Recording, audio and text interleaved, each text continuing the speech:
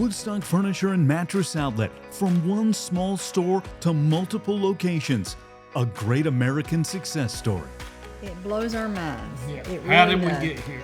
I'm telling Yeah, you, that's how did we get here? it's like, It had to be God. Yes, God's been faithful. But how did we get here? Well, a great American success story often starts with a love story. Junior, the Navy man, missed his best girl. so when was it that you wrote me a letter and wanted me to have our friend have a party because you were coming home? You Oh, wanted I to- don't. And I was going steady with someone. He couldn't stand it, so he came home and brought his two nieces over to my house to see my two brothers. And he said, why don't you go out with me tonight? And I said, no, Mike's coming. His name was Mike. And Mike's coming a couple hours. He said, what if I twist your arm? And I said, we hadn't twisted my arm. He went, we've been together ever since. And it was humble beginnings. Junior didn't grow up with much, and he didn't make much working for Sears. I made $1.59 an hour. Okay, $1.59, Right. which you could think it eat, but you didn't eat. You wasn't gonna get fat. You know, Yeah. you could stay alive, but you wasn't gonna get fat. Well, back then, if you got a raise, it was usually 2.5 cents an hour. Isn't So that y'all weird? probably never had a 2.5 2.5 cent raise. And of course, they always said when they gave you a 2.5 cent raise, don't tell nobody. You know, don't tell nobody. And he said, well, I said, when they told me not to tell nobody, he said, you don't have to worry. I'm just as damn ashamed of it as you are.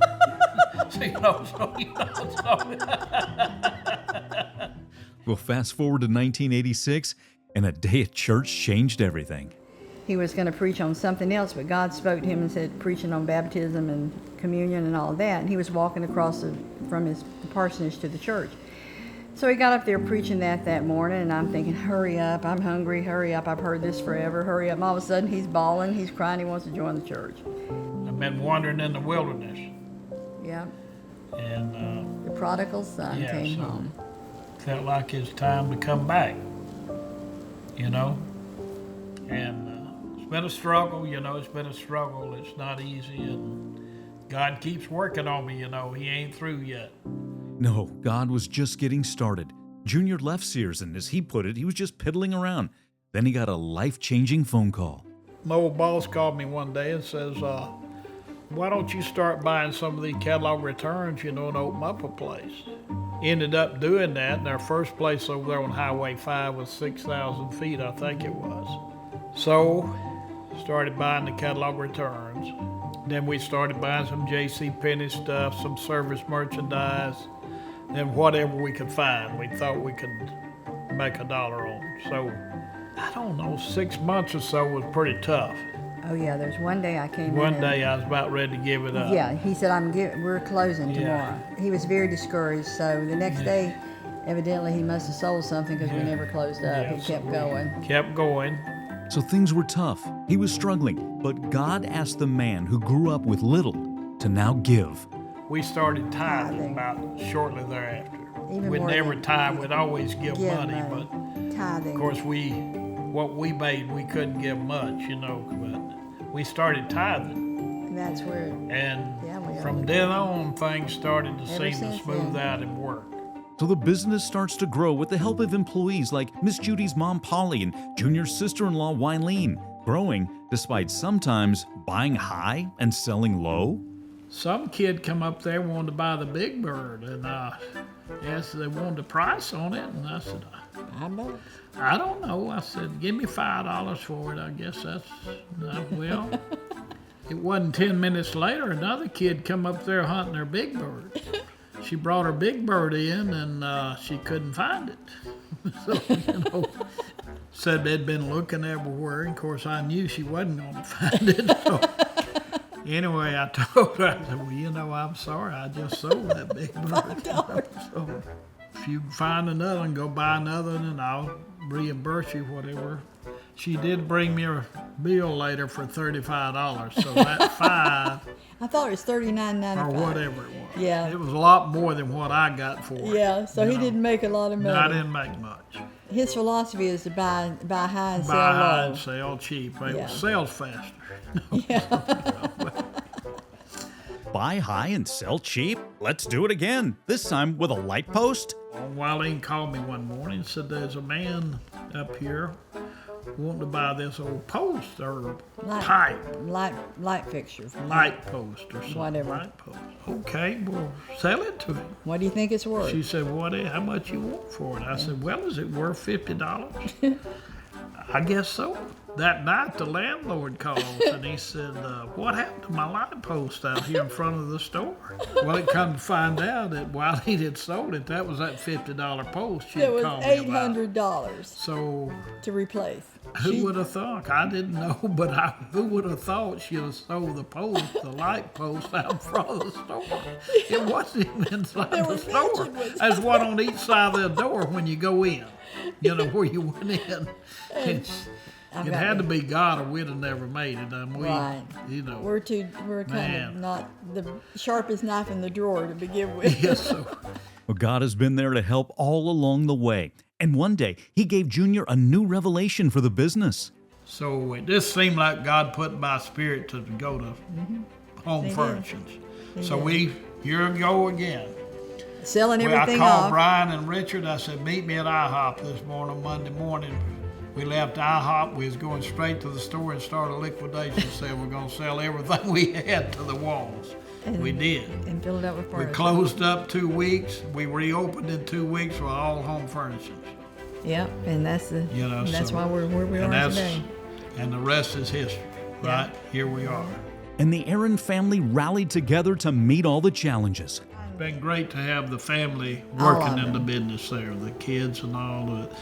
Brian has been a tremendous asset to the business. Probably couldn't have got to where we are without him. Darlene and Todd, like I say, they've made a huge contribution to the business since they came in. And Carmen does a good job too. Right? Brian and Carmen do a good job. Carmen does payroll, and Darlene and Todd work and do a lot of work at the store. And of course Angie, and she really has a big heart for people. Yes, there is family, and God also brought key people along the way, like Pat Gibson, who's a customer first. Pat said, I want to buy something. He said, well, ring yourself up. And so she figured it out, and he hired her to come in. She's been there she was there ever since. And she said loved we that. couldn't fire her because we never hired her. Never filled out nothing. It's about the truth. She just showed up and went to work. She was everything. She did everything. She did, she was HR. She was general manager. Early on, everyone did it all. Pat, Danny, Richard, George, and Lori. If there's a piece of trash, I'll pick it up. I'm not too good to scrub the floor. I mean, people are just amazed that nobody really says, that's not my job. Clean toilets. We didn't have a janitor. We were a janitor. Yeah, it was hard work. I guess me and him was the only salespeople, me and George at one time. We used to split sales until he found out I wasn't splitting. Ah yes, Richard the price slasher. And by the way, what is with Richard and the ladies? And I can't tell you about the woman that grabbed my back end that time, can I? Go ahead, what happened? I was going down the stairs at the old store. She grabbed my back end and said, I like you naked on a bearskin rug. Likes to scare me to death. So I just run as fast as I could, got away from her. But she kept shopping with us. But Now, you can ask Richard yourself more about that story. Bottom line, we treat our customers right. Anybody that walks through those doors being treated almost like a friend. Okay, that's one of the keys. Junior knew everybody. Okay, he's very funny too. Okay, you don't know what's going to come out of his mouth.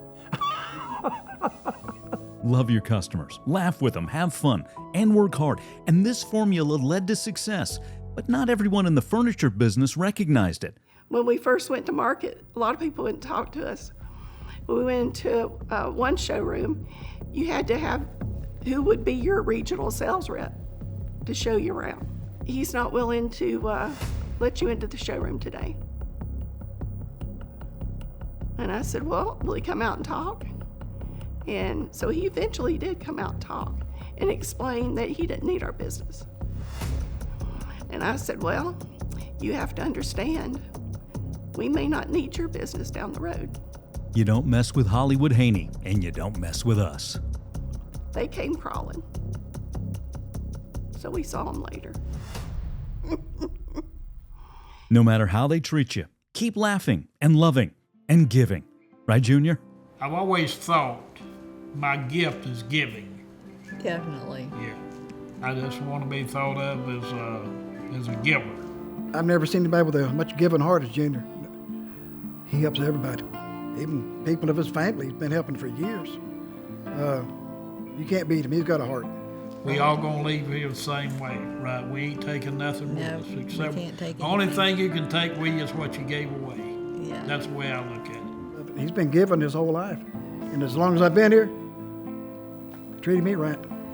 The giver will try and take care of everyone. And that was the heart behind making Woodstock Furniture and Mattress Outlet employee-owned. So not only for the fact that we didn't have a succession plan, but we had a lot of dedicated, good people Good people. that we wanted Very to good. them to participate some of the fruit. For the most part, It's good. it's all good. all good. And we want, our prayer is it'll be a win-win for everybody. Wanting a win for everybody. That's Junior's way. To that, we say thank you. Here are the legends speaking for us all. I want to thank you for all the years you let me work at Woodstock Alley. Best job I've ever had. I love Judy too, my kissing cousin. But you're the greatest boss I ever had, you and Brian. So. You are the best, and I don't see anybody saying any otherwise. That's the reason I stayed. Thanks for taking a chance on me. And like I said, it feels like I was hired yesterday. It doesn't feel like 32 years. Hey, JR, I want to thank you so much that you hired me back in 1996. And it's been a pleasure working for you. Also as a salesperson, manager, and a friend. I couldn't ask for a better person I have to work for, and a friend. And anytime I asked and need something, you were there. So, thank you, Junior. A heart of love and gratitude permeates this place. And it all starts with Junior and Judy. And we're still in love after all these years. Don't remember. I have the greatest husband and children, and we just have the best family in the world, and best friends and employees, and so thank you. So thankful for a blessed life. But to answer our first question, how did we get here? Don't miss what opened the door for God's blessings. Listen to the affirming words of a wife to her husband. You were obedient. Well, In 1986 or whatever it was, and that's what God said. Obedience is it's more important than sacrifice. You got to be obedient. Obedient to fully surrendering his life to the Lord. Obedient to give, even though he grew up with very little. Obedient to sell furniture when he knew nothing about it. Obedience, trusting and obeying the Lord, even though it didn't make sense. That's how we got here. Trusting God's plans are better than our own.